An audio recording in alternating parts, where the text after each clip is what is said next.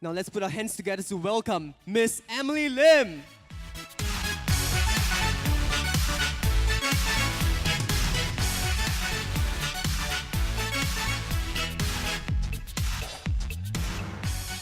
Hello, everyone. How are you today?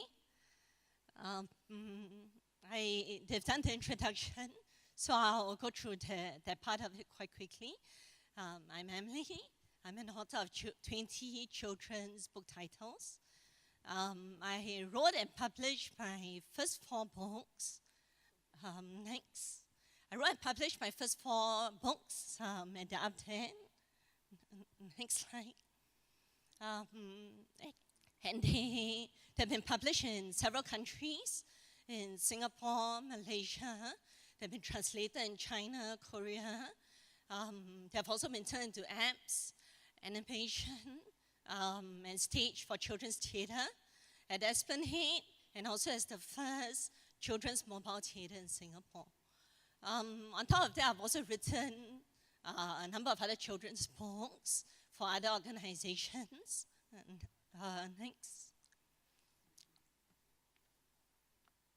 So that's the Korean and China's translation. Next slide. And those are the ones that were staged for children's theatre. Next slide. I've also written for a number of organizations. I'm writing a series of 3 books for the zoo on Jia Jia and Kai Kai. I've also written for preschools, and my books are also used for social studies in the primary schools. Next slide. I'm a children's book author, so let me start with the most famous line. Once upon a time, 15 years ago, there was a girl. She woke up one day and found that she had trouble speaking. It turned out that she had come down with a rare voice condition. Every time she opened her mouth, the words would drop off and air would come out instead. So at the lowest point, you could hear maybe 3 out of 10 words in every sentence. So people had trouble hearing what she was trying to say. And she, of course, felt very sorry for herself because she couldn't do the simplest things. So imagine if you pick up the phone and you try to order Kentucky Fried Chicken, and the operator asks you crispy or original, but they cannot hear what you are telling them. And when you try and take the payment, you cannot give your credit card number. Well, you should have a credit card your age, maybe your parents' credit card number. If you try and make an airline reservations on the phone, and this was before internet online bookings. And the reservations office says, can you speak in English? What country are you calling from?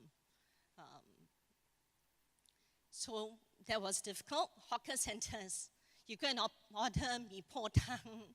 You know, Singaporeans' food is very important.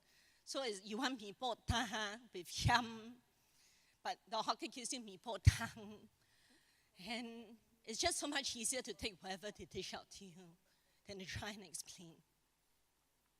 And so she felt sorry for herself and she asked God, why did this happen? I suppose you can guess who that girl is. That was also the inspiration for my first book, Prince Bear and Papa Bear. Papa Bear is a sad teddy bear without a mouth. The toy maker had forgotten to stitch him one. But boy brings him home and loves him and gives him a voice. So like Papa Bear, I've also found my voice. I stopped my medical treatment in 2007 when I started writing. And today I'm as good as recovered. Next slide. I wrote Prince Bear and Papa Bear when I was actually in between jobs. Before that, I worked for 10 years in a hotel company. During that time, I was sick for 8 years and trying to cope with the condition. So I decided to take a break from work, think about what's next. So when Prince Bear and Papa Bear came out, it was one of my biggest milestones. It was one of my greatest joys. But I was also at a crossroads because after the book came out, I was trying to decide, should I go on writing because it wasn't easy? Or should I go back to my regular job, go and beg my bosses, give me my job back? I was working in a hotel company for 10 years, Raffles Hotels and Resorts. It was a 5-star luxury hotel company. I got to stay in fancy hotels around the world, eat in nice restaurants. It was a nice-looking job. Or I could continue writing, which was something that is very new in Singapore. It's a small market. At that time, I was trying to write my second manuscript, The Tale of Rusty Horse, which is a story about an old, forgotten rocking horse. He longs to be a favorite with the children. But in nowadays, you have iPads and all sorts of toys. So the horse is forgotten, and he longs to be a real horse because he thinks maybe that will make him popular again. And the fairy does grant him his wish for a period of time. So Rusty was very concerned with what everybody thought of him, just as I was. And you see, when I wrote my first book, Prince Bear and Pauper Bear, I was just happy to get a book out because it was the first book. I was also a book council winner, so they gave me the prize money and I got to publish the book. But the second book was a lot more difficult because now I had high expectations of myself. What if my second book is not as good as my first book? What if I was a one-book wonder? What if I was a failure? And then that was when I realized I had turned into a rusty horse. But deep down inside, I knew what I wanted. It wasn't easy. I had to photocopy my own marketing leaflets, carry boxes of books from school to schools, speaking to students. But that also meant I had a chance to impact the next generation of future leaders, just like yourself. Next slide.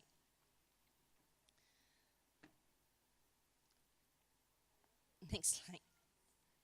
Just Teddy wondered if there were any other toys who were just like him. And he tried so hard to fit in with the polar bears, the panda bears, and the penguins, to the extent of almost losing his own identity. But finally he discovers that he's a one-of-a-kind bear, fearfully and wonderfully made. And likewise, I realized that I have a unique voice, and I shouldn't lose it for the sake of fitting in. Next slide. So like Bunny who finds the right stuff, I realized that this chapter in my life is in books and in writing. When I wrote my first book, Prince Bear and Pauper Bear, I didn't know if it was going to be the first and the last book that I was going to write. But I knew I wanted it to be meaningful. So I set up Mustard Seed Books to publish the books. And that was inspired by the parable of the mustard seed. The mustard seed is the smallest seed in the garden, but it grows to be the largest in the garden, providing shade for the trees. And that's from Matthew 13:32 of the Bible. And so likewise, I hope that my books will grow in reach, be enjoyed by many, and also have a meaningful impact. So today, my first 4 books have sold over 30,000 copies, and I'm hoping that it will continue to grow. Next slide. I was 28 years old when I fell sick. That was at the prime of my life. I had just gotten married. I was at the start of a promising career. I thought my life was going to be perfect. But it wasn't. It came crashing down. But you know what was so much worse than a broken voice? It was a broken person. I became afraid of many, many things. And that crippled me much more than my voice itself. I was afraid I'll lose my job and I wouldn't be able to get another because I couldn't go for job interviews and impress the interviewers. I couldn't speak properly. I was afraid I'll lose my marriage, I'll lose all my friends, and it was the end of the world. I thought I was a failure. But I can tell you that today, this chapter in my life is better than I could possibly imagine. And I would say it's because of 3 things: hope, faith, and love. Faith. As a Christian, my faith gave me a lot of strength to go through a difficult period in life. And after a while, I stopped looking down. I look outwards. I look at other people who struggle, and they went through more difficult circumstances, but they moved on with their lives. Hope. As I took that step of faith and I started writing, I found hope. As I wrote and published my first children's book, I found inspiration. I found a chance to start again. And it was like a little mustard seed, smaller than a pepper seed, very tiny, but it was a new beginning, a small beginning. But I can also tell you that nothing in life is ever wasted. All my working experience over the last 14 years or so before that, all that has come in useful. All the struggles through the voice journey, all that has come into play. And all that has helped to take me to where I am today. So we will all have our own stories. You will all take your own roads and your own journeys. Some of your roads will be straight, others will be rough and slightly rough and bumpy. But I believe that with hope, with faith, and with love, you will be able to write your own story. You will find your own story. And it will be something that will be unique to you and you alone. Thank you.